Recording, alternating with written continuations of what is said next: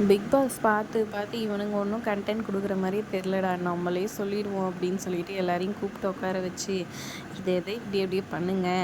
இப்போ கிச்சன் டீம்னா இது ஃபன் டாஸ்க்குன்றதுனால இப்போ சாப்பாடு போட்டு கொடுக்குறாங்கன்னா அவங்க சும்மாவே சாப்பாட்டில் இது இருக்குது அது இருக்குதுன்னு சொன்னாங்கன்னா, கிச்சன் டீமில் இருக்கவங்க வந்து அதெல்லாம் எடுத்து வெளியே வைக்கணும்.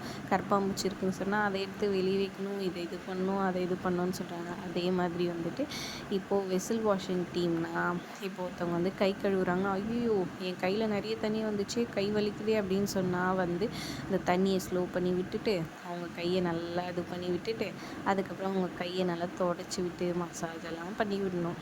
அதுக்கப்புறம் இங்கே மாப் மேக்கர்ஸ்னால் இப்போ யாருனா தூங்கிட்டு இருக்காங்க, இல்லை வந்துட்டு அவங்க படுத்துட்டு பெட்ஷீட் மேலே போட்டுட்ருக்காங்கன்னா கொஞ்சம் கால் தெரிஞ்சால் கூட ஐயோ என் கால் தெரியுது அப்படின்னு சொல்லிட்டாங்க போதும், நீங்கள் ஓடி போயிட்டு அந்த பெட்ஷீட்டை இது பண்ணி விட்டுட்டு அவங்களே நல்லபடியாக தூங்க வைக்கலாம். அதுக்கப்புறம் இப்போ பாத்ரூம் பார்த்திங்கன்னா வந்துட்டு நல்லா பாட்டு பாடி அவங்கள வந்துட்டு இது பண்ணணும், இது அதுன்னு சொல்லிட்டு நிறைய வந்துட்டு சொல்லிகிட்ருக்கிறாரு. நான் இவ்வளோ தூரம் சொல்கிறேன், இதை வச்சாவது எதையாச்சும் பண்ணுங்கடா, பண்ணி தொலைங்கடா அப்படின்ற மாதிரி பிக் பாஸ் வந்துட்டு கிட்டத்தட்ட டைரெக்டாக சொல்லாமல் அதை இன்டைரக்டாக சொல்லிட்டு இருந்தார். பார்க்கலாம் பொறுத்திருந்து ஏதாச்சும் தேருதா என்ன ஏதுன்னு சொல்லிட்டு. நீங்கள் என்ன நினைக்கிறீங்கன்னு மறக்காமல் கமெண்ட் பண்ணுங்கள். வீடியோ பிடிச்சிருந்தா லைக் பண்ணிக்கோங்க.